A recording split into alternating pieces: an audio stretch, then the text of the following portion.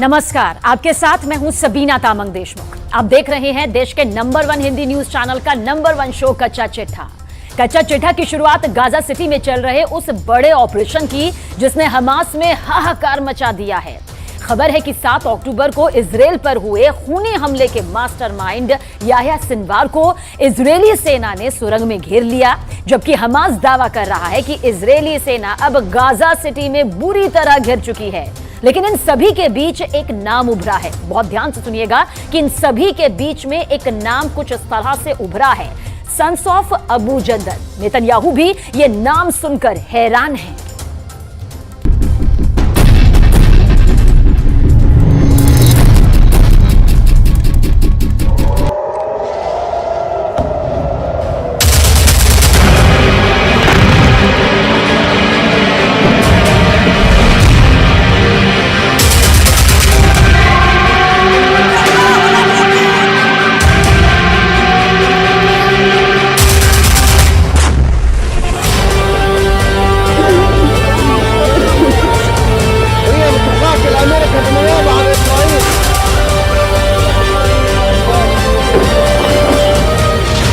Israel का काल बना सन्स ऑफ अबू जंदल।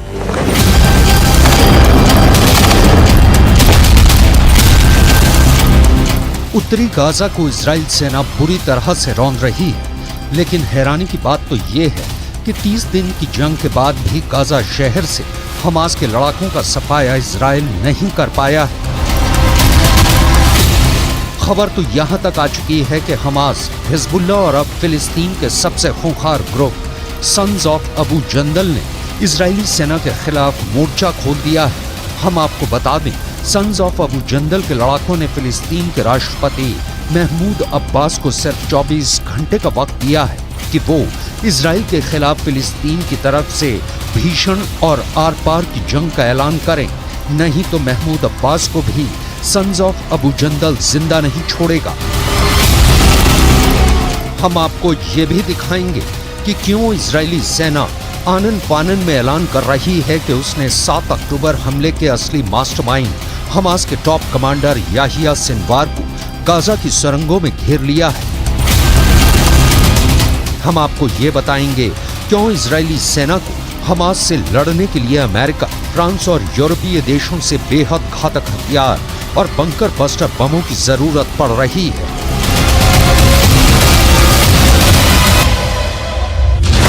14,000 अड्डे तबाह, हमास को हराना नामुमकिन। 24 घंटे में 450 से ज्यादा हमले उत्तरी गाजा में इजराइल कर चुका है। एक आंकड़े के मुताबिक हर घंटे गाजा में 15 लोग इजरायली हमले में मारे जा रहे हैं। यहां तक कि हर घंटे में 12 से ज्यादा इमारतें इजराइल के हवाई हमलों में तबाह हो रही हैं। पहले आप ये देख लीजिए इजराइल की सेना हमास के सफाए पर क्या क्या ऐलान कर रही है और हमास क्यों कह रहा है कि इजराइल हमास से गाजा में जंग नहीं जीत पाएगा। हमास के साथ जारी जंग के बीच इजरायली सेना को बड़ी कामयाबी हाथ लगी है। सेना ने 7 अक्टूबर को इजराइल पर मिसाइलों की बरसात करने वाले मास्टरमाइंड को मार गिराया है। इस बात की जानकारी खुद इजरायली सेना ने दी है। इजराइल डिफेंस फोर्सेस का दावा है कि उसने हमास के कमांडर मोहसिन अबू जिना को मार गिराया है।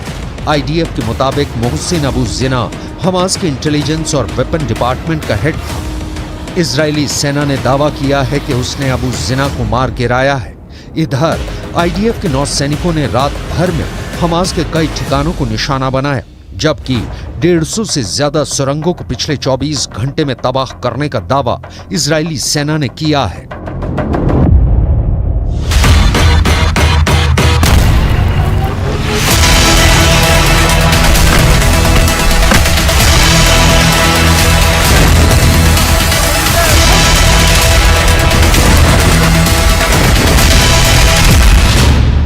घिर गया कमांडर याह्या सिनवार। हालांकि हमास, हिजबुल्लाह और हूती के साझा हमलों की वजह से इजराइल की मुश्किलें बढ़ गई हैं। इसके बावजूद इजरायली फौज ना रुकी है, ना झुकी है। चुनौतियों को स्वीकार कर आईडीएफ जवान करारा जवाब दे रहे हैं। इजरायली सेना और उनके भारी भरकम टैंक तबाही मचा रहे हैं। जमीन पर जंग अब चरम पर पहुंच चुकी है। इजरायली रक्षा मंत्री भी गाजा पहुंच चुके हैं। वहां वो अपने सैनिकों की जमकर हौसला अफजाई कर रहे हैं। खबर तो यहां तक आ रही है कि गाजा के बिन लादेन के नाम से कुख्यात याहिया सिनवार को इजरायली सेना ने एक सुरंग में चारों तरफ से घेर लिया है। हमास के टॉप लीडर याहिया सिनवार को बंकर में घेरने का दावा किया गया है।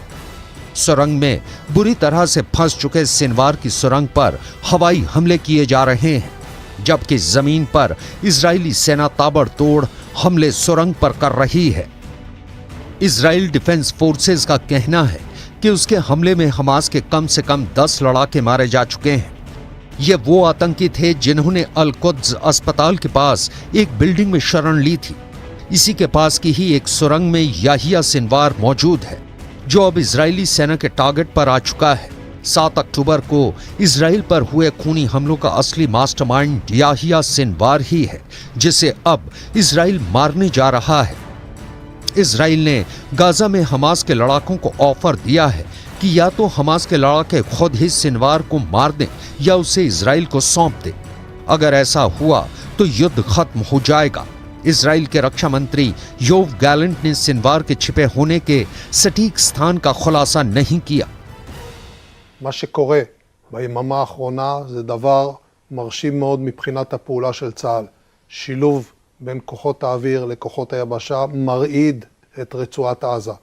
המאמצים האלה מביאים להישגים בלתי רגילים, לפגיעה במחבלים וגם בדרג של מפקדי השדה.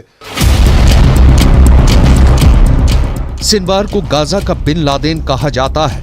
आईडीएफ ने उसे डेडमैन की संज्ञा दी है। इजराइल के रक्षा मंत्री योव गैलेंट ने कहा है कि गाजा में हमास का नेता अपने बंकर में छिपा हुआ था और वो अपने किसी भी सहयोगी से संपर्क नहीं कर रहा है। इजरायली प्रधानमंत्री बेन्यामिन नेतन्याहू ने 61 साल के सिनवार को बंकर में छोटे हिटलर की तरह काम करने वाला शख्स बताया है। ऐसा माना जा रहा है कि सिनवार गाजा पट्टी अस्पताल के नीचे हमास कंट्रोल सेंटर में छिपा हुआ है। आईडीएफ के प्रवक्ता लेफ्टिनेंट कर्नल रिचर्ड हेचट ने हमास के अत्याचारों में उनकी भूमिका के लिए सिनवार की तुलना अल-कायदा नेता ओसामा बिन लादेन से की है। מודיעין, אוויר, ים ועם שירות הביטחון הכללי. לנגד עינינו כל העת החטופים שמוחזקים בשבי החמאס. इजराइल का काल बना sons of Abu जंदल।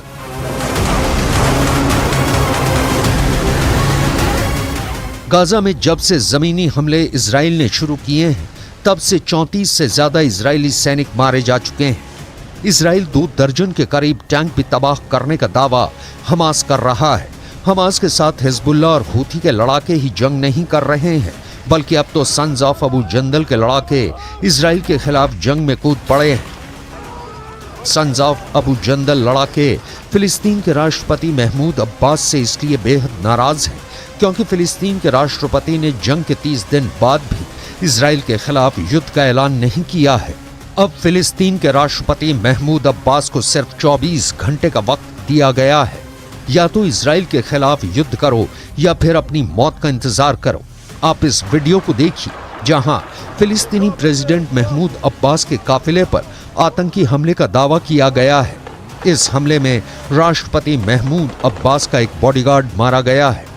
Media reports के मुताबिक हमला वेस्ट बैंक में हुआ। वहीं तुर्की न्यूज़पेपर के मुताबिक हमले की जिम्मेदारी सन्स ऑफ अबू जंदल नाम के संगठन ने ली है। इसमें गोली लगने के बाद बॉडीगार्ड जमीन पर गिरता दिख रहा है। מאז תחילת התמרון הקרקעי השמדנו אין ספור מפקדות, מנהרות, בסיסים, מתקנים של החמאס. החמאס מגלה שאנחנו מגיעים למקומות שהוא לא חשב שנגיע אליהם. 14,000 अड्डे तबाह, हमास को हराना नामुमकिन। कुल मिलाकर अब यह देखना होगा कि क्या हमास के टॉप कमांडर याहिया सिनवार के मारे जाने के बाद जंग रुकेगी या फिर भड़केगी।